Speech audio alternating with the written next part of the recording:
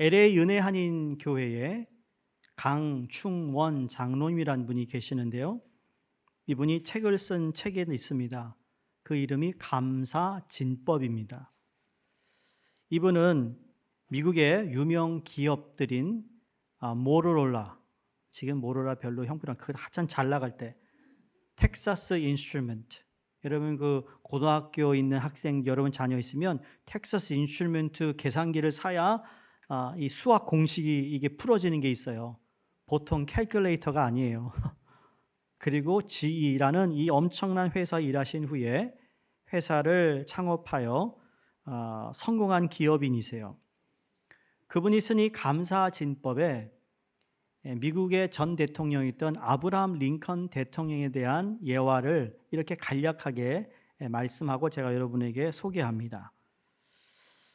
링컨 대통령의 위대한 점 가운데 하나는 어느 상황에서든 오뚜기처럼 일어난다는 것이다. 그는 대통령이 되기 전 7차례나 낙선했다. 그러면서 보시면 23살에 주의회원 낙선, 30세에 의회 의장직 낙선, 32세에 대통령 선거위원 낙선, 36세에 하원의원 공천 탈락, 47세에 상원의원 낙선, 48세에 부통령 낙선, 50세에 상원의원 낙선. 이 정도 낙선했으면 그만해야 되지 않겠어요? 근데 7번 낙선했는데 또 다시 도전해서 뭐가 돼요? 대통령이 돼요. 여러분, 실패의 늪에 빠지면 허우적거리기 얼마나 다 그럽니다. 이게 여러분 한 번 낙선해도 절망감을 느끼고 그리고 낙심하고 다시 재기한다는 것이 어려운 건데, 낙선된 사실을 알고 나서 아브라함 링컨은 그 뒤에 그가 처음으로 하는 일이 뭐냐면, 낙선하면 어디 가느냐? 이발소 가서 머리 자른대요. 그리고 이발소에 나와서 몸을 깨끗이 씻고 난 후에, 야, 그동안 너 고생했다. 너 육체를 위한 휴식을 취하면서 자신에게 벌어진 상황에 대해서 감사를 한다고 합니다. 그리고 하루 동안 그렇게 휴식을 취한 다음에 다음 날부터 다시 선거 준비에 들어간대요. 근데 다시 준비할 때는 목표가 한 단계 더 높아졌어요. 다시 한번 보여주세요. 7 낙선하는데 계속 높은 데로 올라가고 있어요. 아마 우리가 보면 미쳤나? 제정신일까? 라고 생각을 할 수 있는데 더 자신의 성취 수준을 보다 높게 잡았다라는 거죠. 근데 링컨은 이처럼 자신의 실패를 발판으로 삼아 더 큰 성공을 준비하는 사람이었다라는 겁니다. 이는 자신을 있는 그대로 용납합니다. 우리는 무슨 나쁜 일이 생기거나 좌절감이 있거나 낭만의 일이 있으면 나를 용서하지 못하는 게 큰일이에요. 나에 대한 자책감이 너무 커요. 나는 이래서 안 된다, 이래서 부족하다, 이래서 힘들어서 안 된다. 항상, 아니 남이 그렇지 얘기하지 않는데도, 물론 누가 그렇다 하더라도 우리 주님은 우리를 그렇게 보지 않는데 내가 스스로 나는 안 돼요, 나는 안 될 것 같은데요. 그러니까 안 되는 거예요. 안 될 것 같아도 해보겠어요, 하겠어요, 포기하지 않겠어요, 내가 또 도전할게요 라는 그러한 태도가 얼마나 중요한지, 이 링컨을 통해서 이분이 이 책에서 정말 이분의 이 실패조차 감사한 그의 긍정적인 습관 덕분에 그가 대통령이 될 수 있었다라고 책에 기록합니다. 여러분, 이러한 삶을 보면 우리는 이야, 멋있다 그럽니다. 여자분이었으면 아름답다. 그렇죠? 안 멋있어요? 아름답지 않아요? 네? 이 감사의 삶에 멋있고 아름답다 말할 수 있는데, 여러분 감사하는 사람은 맞아요, 아름다운 거예요. 감사하는 사람 보세요, 멋있어요. 네. 그런 사람이 성숙한 사람이라는 거죠. 그럼 반대로 감사할 줄 모르는 사람은 멋대가리 없어요. 아름답지도 않아. 그러니 미숙한 사람인 거예요. 우리가 잘 아는 데살로니가전서 5장 18절에 범사에 감사하라. 이는 그리스도 예수 안에서 너희를 향하신 하나님의 무엇입니까? 뜻이니라. 무엇이? 감사하는 것이. 여기 하나님의 감사라는 이야기는 요청하거나 물으시는 것이 아니었어요. 감사하면 좋겠다가 아니고 명령조였어요. 감사하라. Give thanks라고 그랬어요. 영어 성경에. 그 감사는 이 문제가 발생하기 전, 지금 막 삶이 어렵고 힘든데 삶이 회복되고 난 후 좋은 일들이 일어나서 감사할 수 있었던 것이 아니라 먼저 감사의 제사를 하나님께 드리고 난 후에 문제 해결과 삶의 회복이 되었다라는 점을 우리가 기억할 수 있어야 합니다. 이게 잘 되어서 감사하는 것과 잘 될지 안 될지 모르지만 그러나 하나님께 감사하는 것과 차원이 다른 겁니다. 예수 믿지 않는 사람도요, 여러분 우리처럼 감사할 수 있어요. 이게 좋은 일이 생기니까 감사하잖아요. 그때만 기분이 좋은데 아니요, 늘 하나님을 감사하는 마음으로 살아가면 내가 지금 요구하고 원하고 필요로 하는 것이 채워지지 않는다 할지라도 미리 하나님께 감사하는 거예요. 여러분 그게 바로 감사헌금의 가장 중요성이에요. 하나님 감사합니다. 우리 아이 대학 들어갔네요. 하나님 감사합니다. 좋은 직장. 10만 불 연봉이라 감사합니다. 이거 too late. 그 전에 하라는 거예요. 오늘 본문 말씀은 다니엘에 대한 말씀인데 제가 다니엘을 참 좋아해요. 다니엘은 다니엘 인생을 보면요, 늘 푸른 초원이었어요. 푸른 초원같이 정말 맑고 청렴하고 깨끗하고 진실하고 거짓됨이 없고, 소위 영어로 표현하면 인테그리티가 아주 정말 깊은 사람 중에 한 명인데, 오늘 읽은 본문 말씀의 배경은 이스라엘이 바벨론으로 침공으로 인해서 모든 것이 무너지고 그리고 좋은 인재들이 다 포로로 잡혀가는데 다니엘도 포로로 잡혀가요. 근데 하나님의 은혜로 바벨론의 총리가 됩니다. 처음에는 느부갓네살 왕의 통치 아래서 총리 역할을 하고 그 다음에 벨사살 왕이라는 그 왕 밑에서 총리로 계속 자기 직위를 유지하고, 그리고 마지막에 페르시아가 들어와서는 다리오 왕 밑에서까지 총리로 그가 활약을 합니다. 당시 다리오 왕이 얼마나 정치적인 이 두뇌가 좋은지 자기가 다스리는 통치하는 모든 땅에 120개의 방백으로 나누고 120개의 전국에 한 사람씩 지도자를 세우는데 그 120 방백을 다스리는 관장하는 총리 셋을 뽑는데요, 그 중에 하나가 바로 다니엘입니다. 그런데 그만큼 다리오 왕은 이 세 명의 총리 중에 다니엘을 가장 으뜸있는 자로 세우기를 원합니다.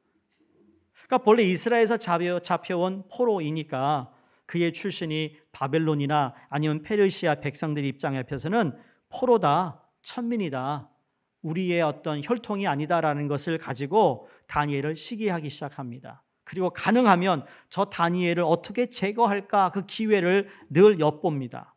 근데 그가 관리하는 그 국정에서 흠을 찾을 수가 없었어요.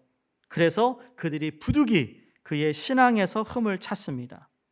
그래서 어떤 조서를 씁니까? 다리오 왕에게 앞으로 30일 동안 왕 외에 누구에게도 기도할 수 없는 법을 만듭니다. 이 법을 어기게 되면 사자굴에 넣도록 하는 법이었습니다. 말도 안 되는 법이죠. 그렇죠? 그렇게 말도 안 되는 법을 만들어 놓고는 그것에 왕의 도장까지 찍어서 이제 왕 자신도 어찌 고칠 수가 없도록 만들어 버렸어요. 바로 다니엘을 잡기 위한 음모였죠. 10절에 나오는 다니엘의 행동이 얼마나 우리를 놀라게 하는지 모릅니다. 오늘 본문 10절 다시 제가 읽습니다. 다니엘이 이 조서에 왕의 도장이 찍힌 것을 알고도 자기 집에 돌아가서는 윗방에 올라가 예루살렘으로 향한 창문을 열고 전에 하던 대로 하루 3번씩 무릎을 꿇고 기도하며 그의 하나님께 감사하였더라. 아멘.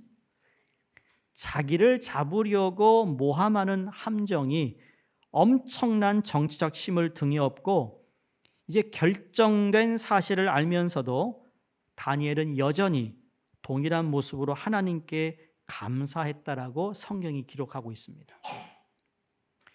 여러분, 과거에 있었던 어떤 해프닝으로, 사건으로 여러분이 꺼려하는 사람, 꺼려하는 장소, 꺼려하는 무언가가 분명히 있어요. 우리 삶에. 여러분이 우리 교회에서 가끔 이렇게 음식 먹을 때 오이가 나오면 오이 절대 안 먹는 분들이 있잖아요. 그렇죠? 왜요? 과거에 오이 먹다가 큰일 이게 체해가지고 말이에요. 그래서 오이를 보면 피하는 분들이 있어요. 근데 여러분, 만약에 선교지를 갔는데 거기는 오이밭만 해. 오이밭, 그새 오이만 있어. 그럼 어떡하죠? 알면서도 먹어야 될까요? 말아야 될까요? 굶어야 될까요? 여러분에게 맡기겠습니다. 그것처럼 트라우마가 있으면 그거 하고 싶지 않아요. 제가 운전면허증을 따고 그리고 1년이 채 안 될 때입니다. 다 그때 그래요. 1년 안에 무사고가 참 중요하다. 항상 면허증 따고 1년 안에 사고 난대요. 미신적인 거 아니니까 그냥 그렇다고 그랬어요. 저희 동생 2명이 이제 교회에서 금요일 날 밤인가 토요일인가 우리 학생들 모임을 하니까 저보러 이제 가서 동생들을 픽업하라고 그래서 교회를 가서 픽업해서 그 교회를 그 장소 한 몇 년 오래 다닌 교회죠. 원웨이니까 픽업하고 내려와서 나는 우회전을 하려고 딱 보고 분명히 스탑 사인에 섰고 시그널 올려놓고 차 안 오나 본 거 안 와서 돌았는데 뒤에서 쾅! 내 차를 받은 겁니다. 그 이후로 난 거기 안 갑니다. 그게 아주 오랫동안 있었어요. 그래서 집에 갈 때 글로 안 간다니까요. 한 블락 더 가서 내려가서 갔어요. 그것처럼 안다는 거, 내가 뭔가 이걸 하면 이렇게 되는 거 아는데 그게 힘든 거예요. 자, 솔직한 고백할까요? 여러분, 훈련반 나는 좋아서 하는 줄 아세요? 내가 이거 정말 제자만 잘 왔어요 이러고 내가 하는 줄 아세요? 내가 알아요. 이게 얼마나 내 살을 깎고 내가 시간을 들이고 에너지를 소비하고 2시간 동안 내가 계속 여러분 이거 가리키는 이게 쉬운 게 아니에요. 그리고 여러분의 나누는 그 대화 가운데 말하는 것에 도대체 저 말을 하는 그 밑에 깔려있는 건 뭘까 하나님, 그걸 내가 쫙 보면서 종합하면서 제자반을 하는 거예요. 그래서 내가 여러분을 위해서 어떤 기도를 해야 될지, 내가 여러분이 어떤 조언을 해야 될지 그걸 내가 항상 얘기하잖아요. 그게 쉬운 일 아니거든요. 어렵거든요. 나도 집에 가 쉬고 싶어. 밥 먹고 싶어. 저녁. 알면서 한다는 게 쉬운 게 아니에요. 그런데 하는 거예요. 해야 하기 때문에. 다니엘은 여전히 동일한 모습으로 하나님께 감사했다고 성경이 기록하는데, 그럼 다니엘의 이 감사의 기도를 드릴 수 있는 이유가 무엇이었을까? 그의 기도에서 여러분 3가지 특징을 우리가 찾게 되는데, 첫 번째로 다니엘은 역경 중에서 감사했습니다. 역경 중에. 오늘 성경에 보시면 조서의 왕의 도장이 찍힌 것을 알고도 감사했다. 다니엘은 조만간 붙잡혀서 사자굴에 던짐을 받게 될 것을 알면서 하나님께 감사의 기도를 했다라고 성경이 말합니다. 우리의 삶을 보면요, 감사라는 것과 염려는 항상 같이 온다는 겁니다. 그렇죠? 어떤 일을 여러분 만났어요 그러면요, 물론 염려, 걱정이 먼저 앞서는 분이 더 많을 거예요. 근데 이거를 잘 넘기면, 그러한 다음에 이것도 지나가리라 그런 마음으로 믿음으로 꾸준히 그냥 인내하면 정말 감사할 것들이 수도 없이 많이 나올 텐데, 그 감사를 하지 못하고 염려부터 먼저 한다는 거죠. 그러니까 우리의 삶에는, 우리 신앙인은 하나님께 감사를 먼저 하고 그 일을 맞닥뜨리면 반드시 하나님께서 그 역경 가운데 그 감사를 통한 놀라운 역전을 하나님 우리에게 주실 수 있다는 것을 믿어야 된다는 거예요. 보세요. 한쪽으로는 걱정이 돼요. 그러나 다시 생각해보면 감사한 거예요. 제가 여러 번 만나서 신방을 하거나 이야기를 들으면 그런 일이 있었어요. 그런데 다 지나고 나니까 감사해요. 다 그걸로 마치더라고요. 육신의 질병 때문에 수술을 받고 힘들었어요. 밥을 못 먹어요. 너무 괴로워요. 아파요. 통증이 있어요. 그래도 불구하고 그걸 잘 견뎌내서 나중에 뭐라고 고백하시죠? 이만한 게 감사해요. 근데 조금만 앞돌려서 미리 좀 감사했으면 어땠을까? 그 역경 가운데도 먼저 감사를 할 수 있었으면 어떠했을까? 이쪽에서 보면 걱정투성인데 저쪽으로 보면 감사할 것이 있잖아요. 삶에 고난이 와요. 근심하고 아파합니다. 아픔 때문에 울기도 합니다. 그런데 그 안에서 정말 소중한 것을 다 발견하더라는 거죠. 그게 뭐예요? 감사를 발견하더라는 거예요. 감사를. 근데 감사는 결과가 아니고 믿음이고 의지이고 순종이라는 거죠. 이러한 역경, 이 아픔 속에서도 나를 지키시는 하나님을 믿는 것이고 그 과정 속에 끊임없이 하나님을 의지하려고 하는 것이고 그리고 내 삶에 벌어지고 있는 그 아픔을 내가 그냥 받아들이고 순종할 때 왜? 하나님이 내 삶을 통치하시고 다스리는 분이시라면 하나님이 몰라서 이런 일이 벌어지는 것이 아니라는 것을 우리는 믿고 순종하는 것이라는 겁니다. 그리고 감사하려는 마음을 먹는 사람이 감사할 수 있는 거예요. 밥만 드시지 마시고 감사 좀 먹으세요. 감사 좀 먹으세요. 감사하는 마음과 자세가 그 사람의 인생을 바꾸더라는 겁니다. 역경 중에서 드리는 감사, 위기 상황에서 드리는 감사가 진정한 감사더라는 거죠. 바울과 실라가 그렇게 두들겨 맞고 감옥에 갇혀서 하나님을 찬양하며 기도하며 감사했어요. 그랬더니 옥문이 열렸어요. 욥은 자기 자녀들과 모든 재산들을 잃어버린 극한 재난 중에서도 하나님의 이름을 찬송했습니다. 신앙의 자유를 찾기 위해 미국 이 대서양 대륙을 건넌 여러분 청교도들, 자기의 고향과 집과 재산과 모든 것을 잃어버린 황무지에서도 하나님께 감사드리며 1621년 가을 첫 추수감사절 예배를 매사추set에서 드렸던 것이 추수감사절의 역사 아니겠어요? 청교도들의 7가지 감사 조건이 있었다고 합니다. 제가 읽어드릴 때 한번 들어보세요. 얼마나 힘들었을까?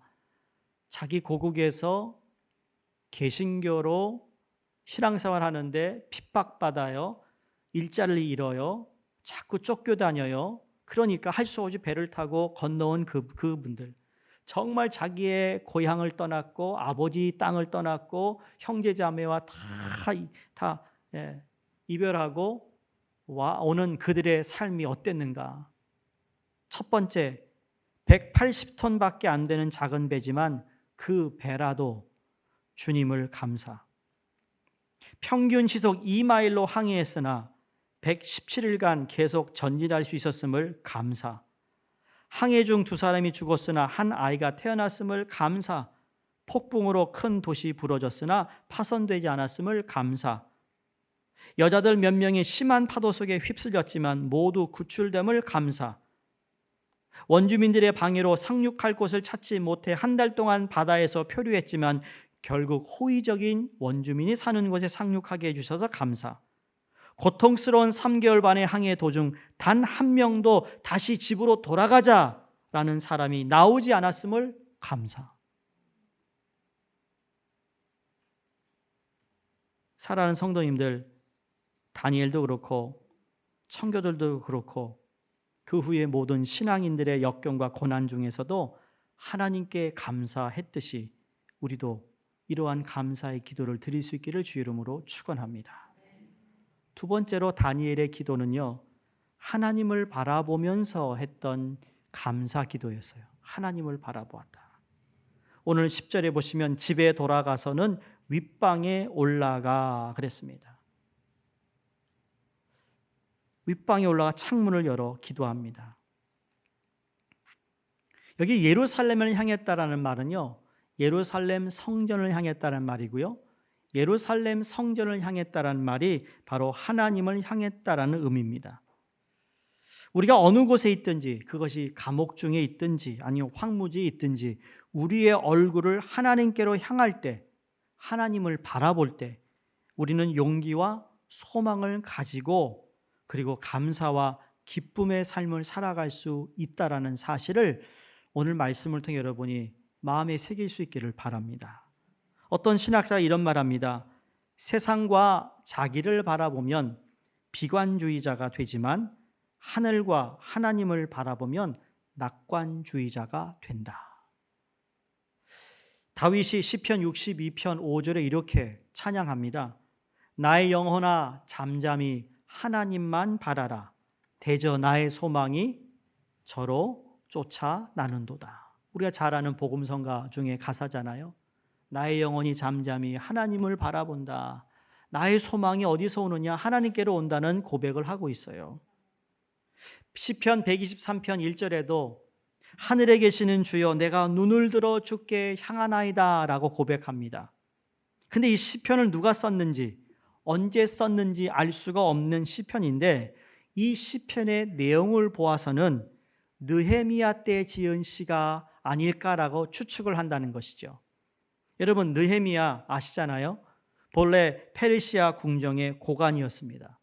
느헤미야도 이스라엘 후손으로 페르시아 포로의 출신의 자녀로 외국에 와서 정말 높은 위치에서 대접받으며 그리고 호사하게 되니 여러분, 그걸 잊어버릴 수 있는 가능성이 더 많은 사람이죠.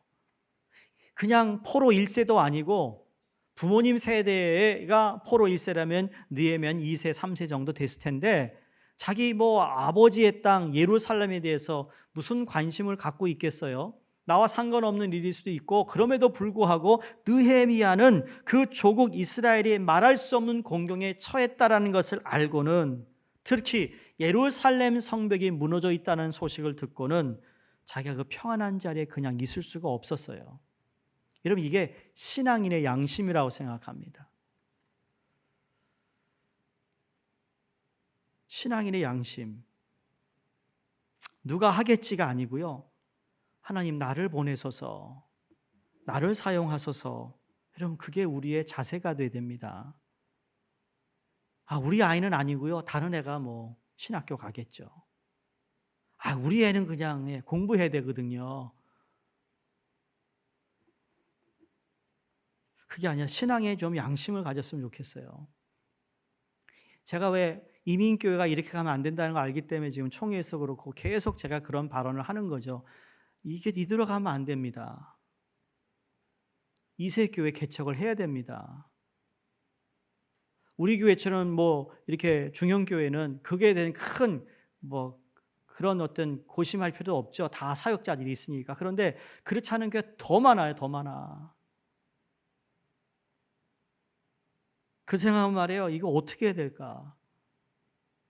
제가 그런 기도도 합니다. 하나님, 내가 안 보고 안 들으면 좋겠는데 내가 보고 들으니까 내가 가만히 안 있네요.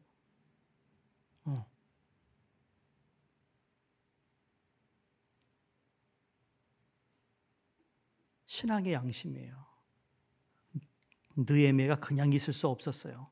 안정된 그 위치에서 그 자리를 내놓고 수차례를 마다하지 않고 여러 달 걸려 예루살렘에 돌아오잖아요.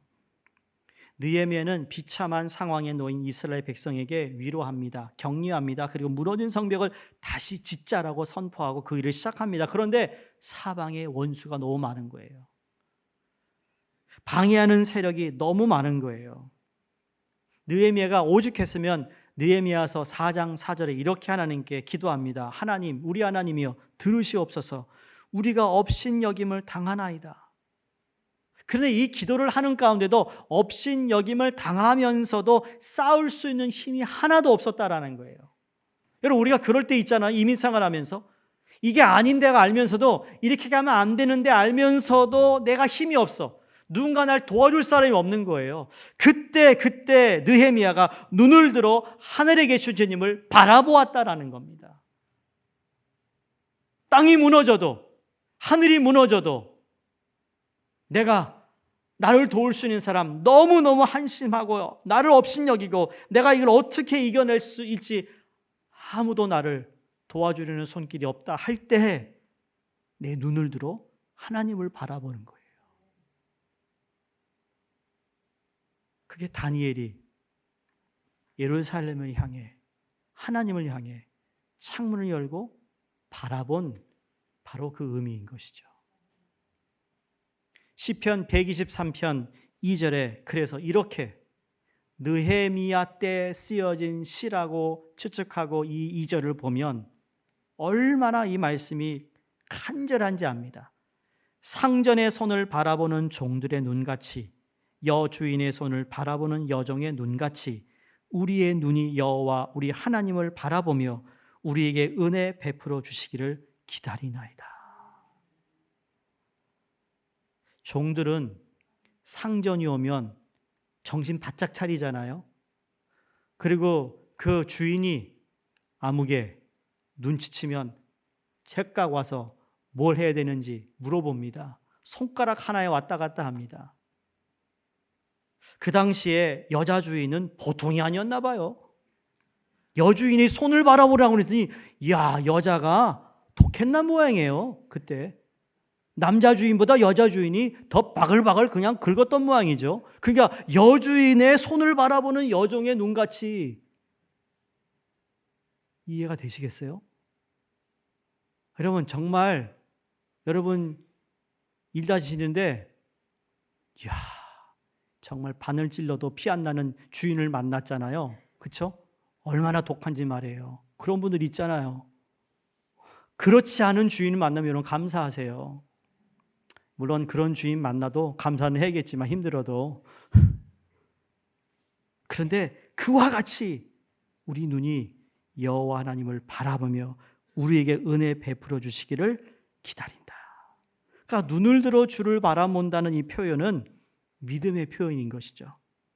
히브리서 11장에 믿음을 정의합니다.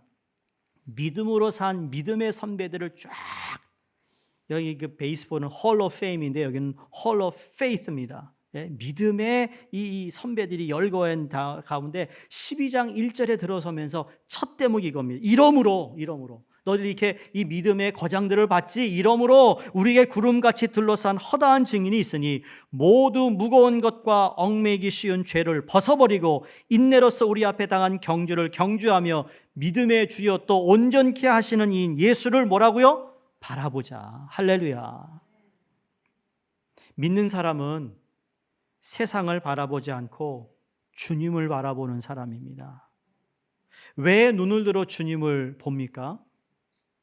왜일까요, 여러분? 왜 우리가 주님을 봐야 하죠? 내가 주님을 봅니다라는 고백에는요, 이러한 고백이 분명히 있다고 믿어요. 뭔가 하면 나는 할 수 없습니다.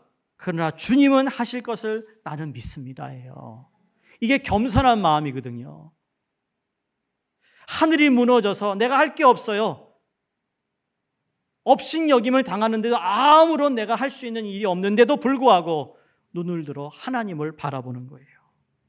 우리가 언제 주님을 앙망합니까? 이 험한 세상을 걸어가는 중에 피곤하고 지칠 때, 내 영혼이 자빠진 상태에 있을 때 주님을 바라보지 않습니까? 우리가 건강해서 마음대로 활동할 때는요, 세상만 바라보기가 쉽습니다. 내가 재능이 있고 내가 잘나고 내가 정말 멋있으니까 내가 내 실력으로 하느라고, 여러분 그때는 주님을 바라볼 겨를도 없어요. 근데 그러다가 불가항력의 실패에 부딪혀 쓰러지게 되면 우리 눈을 들어 주님을 바라보았던 경우가 한두 번이 아니지 않습니까? 원치 않은 병이 들어 자리에 누워서 활동할 수 없게 되면 여러분 눈을 들어 주님을 바라보시기 바랍니다. 여러분이 억울한 일을 당해서 누구한테 하소연할 데가 없다면, 여러분 잘못이 아닌데 여러분에게 누명을 씌고 있다면 여러분 주님을 바라볼 수 있기를 바랍니다. 내 영혼이 피곤하고 지쳐 있어요. 누구에게 탓하지 말고 주님 나를 불쌍히 여기소서, 내 눈을 들어 주님을 바라볼 수 있기를 주의 이름으로 축원합니다. 그렇지 않아요? 우리 주님은 내 영혼을 소생시킬 수 있는 분이에요. 우리가 넘어지거나 아주 자빠지지 않는 것은 아직도 우리가 넘어지지 않았다면 여러분, 우리 하나님이 그분의 오른손으로 우리를 붙잡고 있다라는 것을 생각해 본 적이 있나요? 예수님이 그랬습니다. 하늘에 나는 참새가 하나님의 뜻이 아니면 하늘에서 땅에 떨어지지 않는다 그랬어요.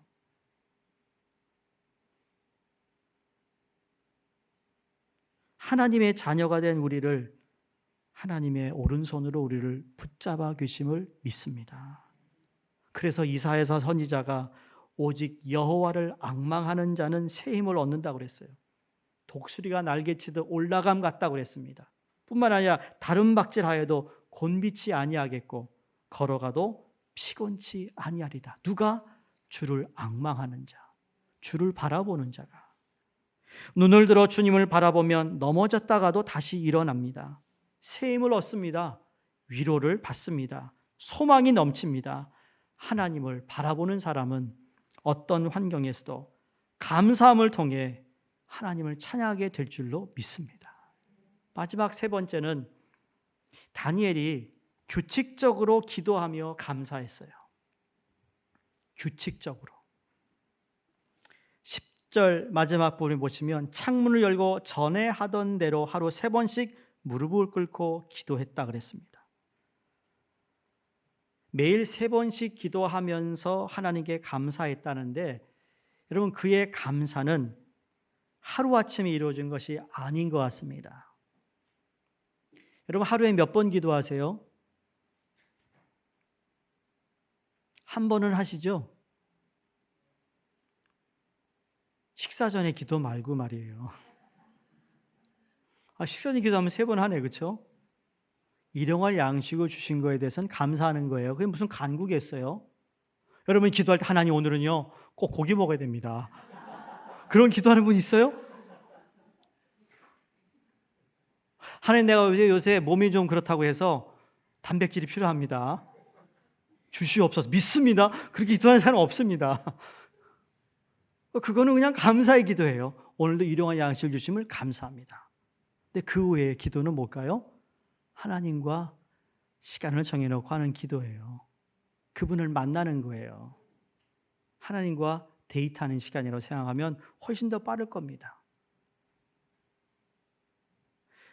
과거에 그런 게 있었다면서요. 그런 유행어리, 오늘 너 커피 할래? 커피 한잔 할래? 그 유행이 있었어요. 제가 아는 목사님, 젊은 목사님이 맨하탄에서 목회하는데 그분의 페이스북에는 항상 사람 만나면서 오늘 커피 한잔 할래? 오늘 빵 뭐 이런 식으로 한잔 할 뭐 먹을래? 뭐 이런 식으로 올리는데 여러분, 하나님과의 기도가 하나님 만남의 시간이잖아요. 근데 이게 그냥 되지 않아요. 감사는 체질이 되어야 하고 그리고 성품이 되어야 합니다. 오랫동안 같은 행위를 반복되면 그걸 뭐라고 그러죠? 습관이라고 합니다. 근데 이 습관이 계속 오래되면 그게 뭐가 되는 줄 아세요? 우리의 성품으로 굳어져요.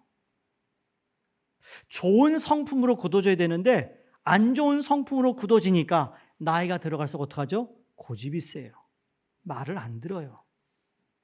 우리 여자 성도들이 자꾸 우리 남편들한테 말을 안 듣는다고 그러더라고요. 응?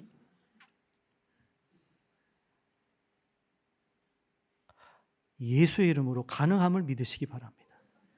예수의 이름으로. 아니, 왜 그건 왜 안 믿으시는지 몰라? 그분이 예수 잘 믿으면, 말씀이 들어가면, 하나님과 교제하면 여러분 그 성품 바뀌는 줄로 믿습니다. 여러분이 안 바뀐다고 그러니까 안 바뀌는 거예요. 참 희한하네. 그런 기도 해보셨어요? 하나님 바꿔주시길 믿습니다. 그래야 그래도 될까 말 건데 말이지. 그런 기도 안 하니까. 여러분, 감사에 체질하는 연습이라고 생각해요. 쉽게 말해 훈련이라는 거, 훈련. 아침에 일어나면 감사합니다. 점심에도 감사합니다. 저 왼수 저녁에 또 보는데 감사합니다. 그렇게라도 감사하라고요. 체질화시키라고요. 여러분, 옆집하고 관계가 안 좋아요? 아유, 이사 안 가나? 그러지 마시고 그를 향하여 감사합니다. 감사합니다. 또 감사하면서 나 저러지 않아 감사합니다. 그러지 마시고 그냥 감사합니다 하면 하나님 아시잖아요. 그 마음을 아시니까. 왜냐하면 다니엘은 여러분 정직한 사람이었어요. 하나님의 뜻대로 살았어요. 진실했어요. 다니엘은 정적들도 그의 흠을 잡을 수 없을 정도로 정말 대단한 사람이고 이렇게 충성스러운 사람이고 살았는데 왜 죽어야 합니까? 왜 다니엘 사자굴에 들어가야 합니까? 다니엘이 원망한다면 원망할 거리가 수도 없이 많은 사람이에요. 염려와 원망, 불평과 이 불안함, 세상에 대해 저주를 퍼부어도 그건 뭘 할 사람이 없는 다니엘입니다.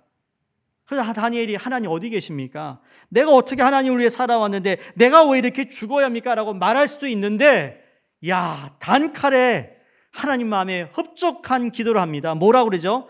전에 행하는 대로 하나님께 감사 기도를 드렸다. 이런 사람을 어떻게 이겨요?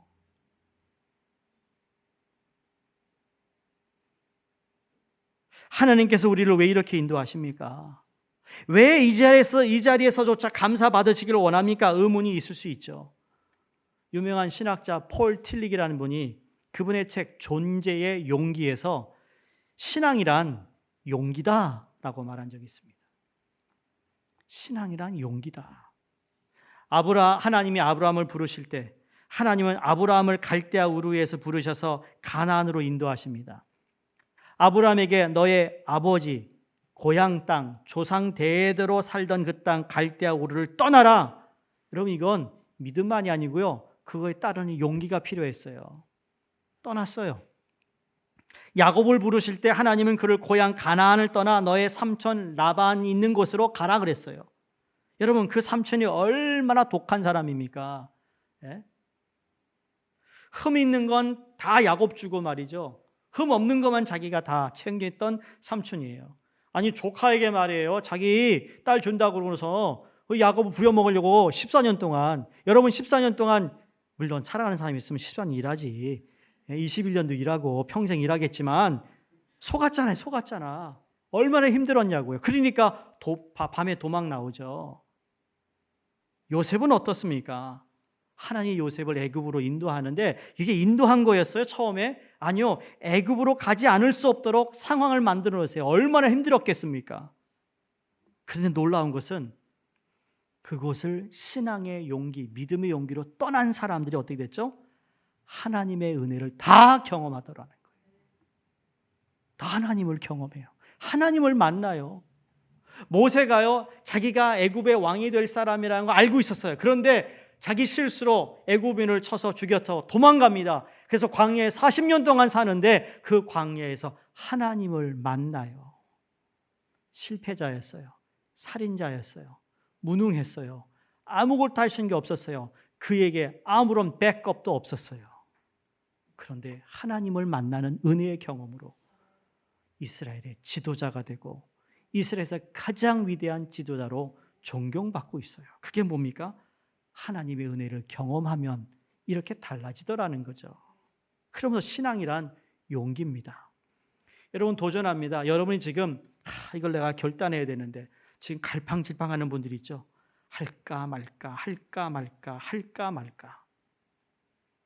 이거 하면 분명히 참 하나님 좋아하시고 교회 유익되는데 이거 뭐 귀찮은 일이야. 이거 뭐 해야 되니까. 지금 새 임원 되신 분들 이거 내가 지금 어떨 게 됐는데 할까 말까 아니 무슨 뭐 무당 앞에 가서 이러는 것도 아니고 말이죠. 용기를 가지세요. 하겠습니다.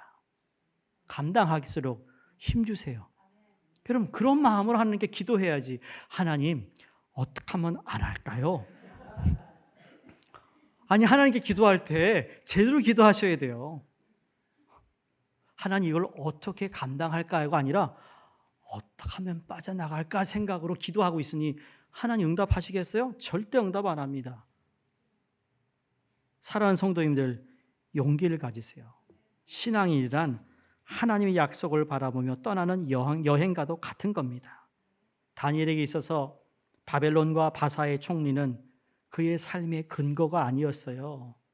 높은 자리에 앉아서 총리 역할하는 거, 여러분 그게 그의 만족이 아니었어요. 그 자리에 나를 세우신 하나님이 그 삶의 기초고 기반이고 근거였다라는 거예요. 인간적인 안전지대에서 일어서서 하나님의 약속에 따라 전혀 새로운 자리로 떠나는 것, 그것이 믿음이에요. 그래, 왕의 조서에 왕이 도장이 찍힌 그것을 내가 알면서도 내가 지금은 총리로 있지만 사자굴 속에 들어간다 할지라도 하나님, 나는 하나님을 믿습니다 였어요. 그렇게 떠날 때 성도는 전에 서 있던 그 자리가 삶의 그 근거가 아니었음을 알게 돼요. 높이는 분도 하나님, 낮추는 분도 하나님이라면 하나님 받아들이겠습니다. 갑니다.